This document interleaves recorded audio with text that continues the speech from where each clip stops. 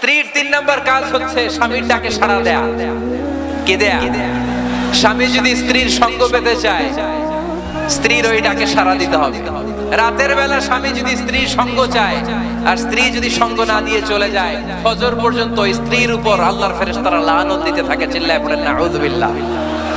আপনার কি লাগবে এই সব দায় দায়িত্ব আল্লাহ তাআলা স্বামীকে দিয়েছে। স্বামীকে জানাবেন, তবে ধীরে সুস্থে ধীরে সুস্থে। স্বামীর জন্য ঘরটাকে এমন করে রাখতে হবে যেন ঘরে ঢুকলেই স্বামীর হৃদয়টারে প্রশান্ত করে দেয় কে? এজন্য স্ত্রীর প্রথম দায়িত্ব ঘরটারে প্রশান্তির নীড় বানানো। একটা সুখী দাম্পত্য জীবনের জন্য স্ত্রীর 2 নাম্বার দায়িত্ব হচ্ছে স্বামীকে ইন্সপায়ার করা, স্বামীকে সাহস যোগানো, পিছন থেকে ড্রাইভিং পুশের মতো কাজ করা।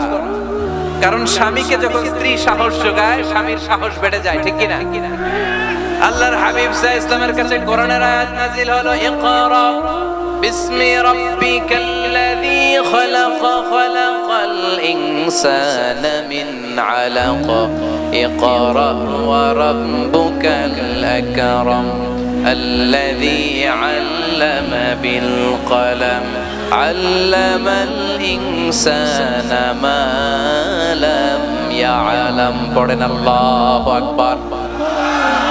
সূরা আল-আলাকের 5 আয়াত হেরা গুহায় যখন নাজিল হয়ে গেল, বিশ্বনবী সাইয়েদনা জিবরাইলকে নিজ আকৃতিতে দেখলেন। পা থেকে মাথা পর্যন্ত দেখে বিশ্বনবী ভয় পেয়ে গেলেন। বিশ্বনবী সাল্লাল্লাহু আলাইহি ওয়াসাল্লাম জীবনে 2 বার সাইয়েদনা জিবরাইল আলাইহিস সালামকে ওনার আসল আকৃতিতে দেখেছিল। আওয়াজ করে বলতে হবে কয়বার?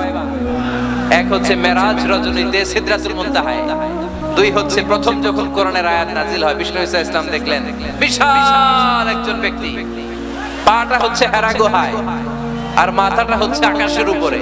এই বিশাল একটা লোক, সে কোরআনের 5 আয়াত নিয়ে এসেছে সূরাতুল আলাক, আর বলতে শুরু করেছে, ইয়া মুহাম্মদ ইকরা, আপনি পড়ুন, আপনি পড়ুন, আপনি পড়ুন। 3 বার পড়ার আদেশ করার পরে বিষ্ণু ইসা ইসলাম পড়তে আরম্ভ করলেন, ইকরা বিসমি রাব্বিকাল্লাযী খালাক খালাকাল ইনসানা মিন আলাক ইকরা ওয়া রাব্বুকাল আকরাম আল্লাযী আল্লামা বিল কলম আল্লামাল ইনসানা মা লাম ইয়ালাম। বিষ্ণু ইসা ইসলাম পড়তে আরম্ভ করলেন। প্রথম কোরআনের আয়াত যখন নাজিল হয়ে গেল, বিষ্ণু ইসা ইসলাম ভয় পেয়ে গেলেন। হাত নাড়াচ্ছেন কেন আপনারা? হ্যাঁ, কি স্ক্রিনে দেখা যায়? আহারে কি আনন্দ আকাশে বাতাসে, সবাই খুশির ঠেলায়, খুশিতে আনন্দে ঠেলায় না? আল্লাহর হাবিব সাল্লাল্লাহু আলাইহি ওয়াসাল্লাম ভয় পেয়ে গেলেন। আপনাদের মনোযোগ তো নাই মনে হচ্ছে, তা হাত নাড়াচ্ছেন কেন? এদিকে দেখেন। খরগোশের কানের মতো কান দুইটারে খাড়া করা। কোরআনের আয়াত যখন নাজিল হলো, আল্লাহ রাসূল সাল্লাল্লাহু আলাইহি ওয়াসাল্লাম ভয় পেয়ে গেলেন। বিষ্ণু ঈসা ইসলামের হৃদয় কাঁপতে আরম্ভ করলো। কোরআনের 5 আয়াত নিয়ে হেরা গুহা থেকে বিশ্বনবী আম্মা জান খাদিজাতুল কুবরা রাদিয়াল্লাহু তাআলা আনহার কাছে চলে আসলেন।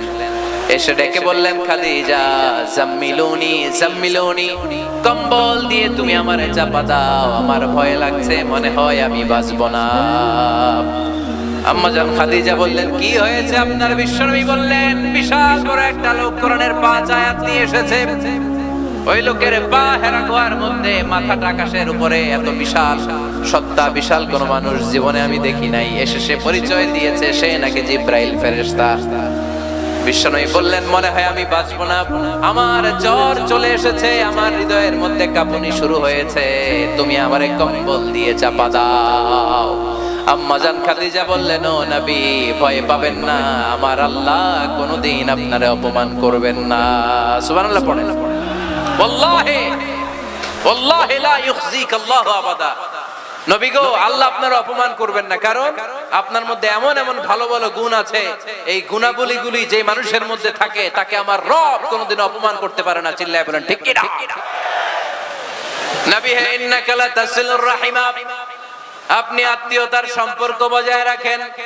ও নবী, তাসদুকুল হাদিসা, সব সময় আপনি সত্য কথা বলেন। ওয়া তাহমিলুল কাল্লা, আপনি মানুষের বোঝা টেনে দেন।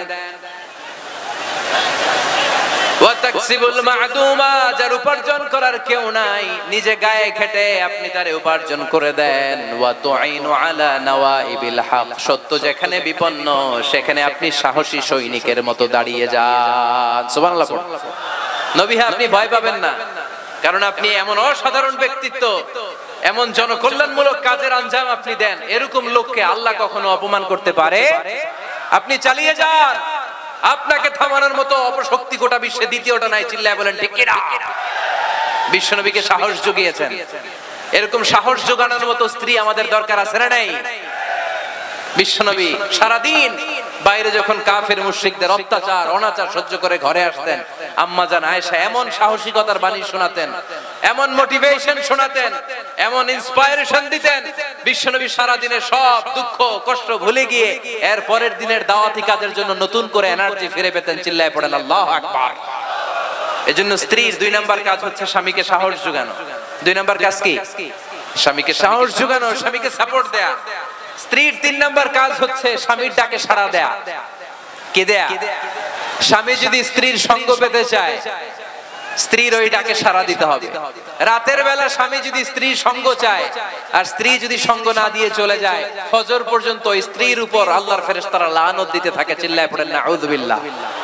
তবে হ্যাঁ, ভ্যালিড যদি কোনো কজ থাকে, ভ্যালিড কজ, অসুস্থতা, অন্যান্য কমপ্লেক্সিটি যদি থাকে সেটা ভিন্ন ব্যাপার। কিন্তু ইগোর কারণে, ইগো, মেজাজ দেখিয়ে, রাগ দেখিয়ে কোনো বোন যদি স্বামীর আহ্বানে সাড়া না দিয়ে মুখ ফিরিয়ে চলে যায়, ফজর পর্যন্ত আল্লাহর ফেরেশতারা ওই মহিলার উপর লানত দিতে থাকে। আওয়াজ করে পড়তে হবে নাউযুবিল্লাহ। নামটা মুখে নাও, যখন তুমি আমার উপর রেগে থাকো তখন তুমি আমার নামটা মুখে নিতে চাও না। আম্মা জান আয়েশা বললেন, ইয়া রাসূলুল্লাহ, ইয়া হাবিবাল্লাহ, মা আহজুরু ইল্লা ইসমাক, আমি শুধু আমার মুখ থেকে আপনার নামটারে সরায় রাখি, আমার হৃদয় থেকে কোনোদিন আপনারে সরাতে পারি না। মা আহজুরু ইল্লা ইসমাক, নবী হে, আমি তো শুধু মুখ থেকে আপনার নামটারে বাদ দেই, আমার হৃদয় থেকে তো আপনারে বাদ দিতে পারি না। আমার হৃদয় পুরোটা জুড়ে শুধু আপনি আর আপনি। চিল্লায় পড়েন আল্লাহু আকবার। তার মানে আম্মা জান আয়েশাও আল্লাহ রাসূল সাল্লাল্লাহু আলাইহি ওয়াসাল্লামের উপর রেগে থাকতেন মাঝে মাঝে, বিশ্বনবী মাঝে মাঝে রাগ করতেন। একবার খুব বেশি রাগারাগি হয়ে গেল, অনেক ঝগড়া হয়ে গেল।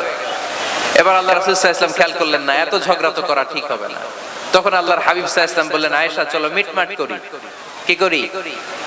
হ্যাঁ, মিউচুয়াল করি না, মিটমাট।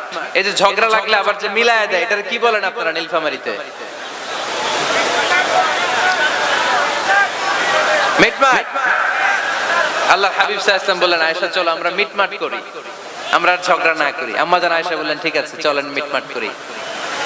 বিশ্বনবী বললেন, ঠিক আছে একজনকে নিয়ে আসি যে দুজনের মাঝে মিটমাট করাই দিবে। কারে নিয়ে আসি? ওমরে ফারুককে নিয়ে আসি। আম্মা জান আয়েশা বলে, না, ওমরও গলিদ, ওমরের মেজাজ গরম, আমার ভয় লাগে। সুবহানাল্লাহ পড়বেন না? বিশ্বনবী বললেন, তাহলে তোমার আব্বারে নিয়ে আসি। কই নিয়ে আসেন, আব্বারে খুব ভালো লাগে। বিশ্বনবী বললেন, ঠিক আছে তোমার কথাই রইলো, ওমরকে ডাকবো না, তোমার আব্বা আবু বকরকে নিয়ে আসবো। বিশ্বনবী মিটমাট করার জন্য সাইয়েদনা আবু বকর রাদিয়াল্লাহু তাআলা আনহুকে ডেকে নিয়ে আসলেন। সাইয়েদনা আবু বকর রাদিয়াল্লাহু তাআলা আনহু ঘরে ঢুকলেন। বিশ্বনবী বললেন, আয়েশা, আমার আর তোমার মাঝে কি নিয়ে ঝগড়া হয়েছে? কথাটা কি তুমি বলবা নাকি আমি বলবো? আম্মা জান আয়েশা বলেন, আপনিই বলেন, তবে মিথ্যা বললেন না, যা ঘটছে ওইটাই বললেন। ওয়ালা তাকুলিল্লাহ হাক্কান, যেটা সত্য ওইটাই বলবেন, অন্য কিছু বলবেন না।